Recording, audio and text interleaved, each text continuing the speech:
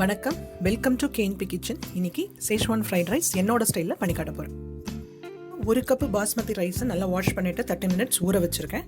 இது வந்து long grind ரைஸ்லேயும் நீங்கள் பண்ணலாம். இதுக்கு வந்து ஃப்ரைட் ரைஸ், புலாவ் ரைஸ்னு கூட இப்போல்லாம் வெளியில் கிடைக்கிது. அது அந்த ரைஸில் பண்ணிங்கன்னா இன்னும் நல்லாயிருக்கும்.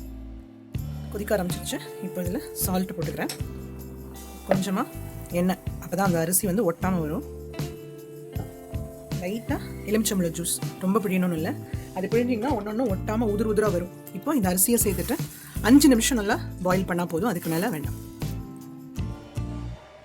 நல்லா தலை கொதிக்க ஆரம்பிச்சிருச்சுங்க. ஒரு அரிசி எடுத்து இப்படி பிரேக் பண்ணி பார்த்தீங்கன்னா உடையணும்.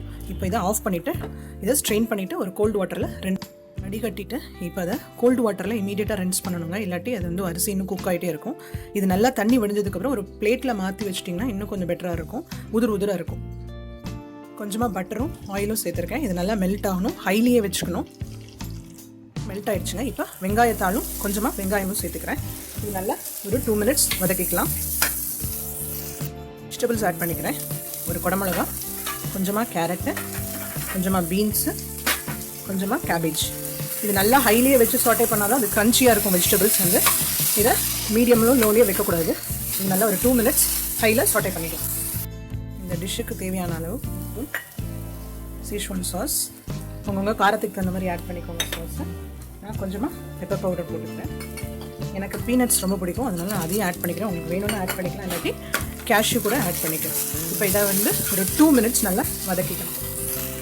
இல்லை ரைஸை சேர்த்துக்கலாம். சேர்த்துட்டு அதை ஜென்டலாக மிக்ஸ் பண்ணணும். ரொம்ப மிக்ஸ் பண்ணிங்கன்னா அந்த ரைஸ் வந்து பிரேக் ஆகிடும்.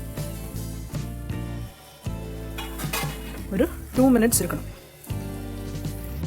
எல்லாம் கோட் பண்ணுற மாதிரி நல்லா மிக்ஸ் பண்ணியாச்சுங்க. இப்போ அதில் கொஞ்சமாக ஸ்ப்ரிங் ஆனியன் போட்டுக்கிறேன். அடிக்கடி மிக்ஸ் பண்ண வேண்டாம், நீங்கள் ஒரு வாட்டி ஜஸ்ட் மிக்ஸ் பண்ணிவிட்டு ஆஃப் பண்ணிடலாம். Schezwan ஃப்ரைட் ரைஸ் என்னோட ஸ்டைலில் பண்ணி காமிச்சிருக்கேன். இந்த ரெசிபி உங்களுக்கு பிடிச்சிருந்ததுன்னா try, like, share and subscribe to our channel. Thank you.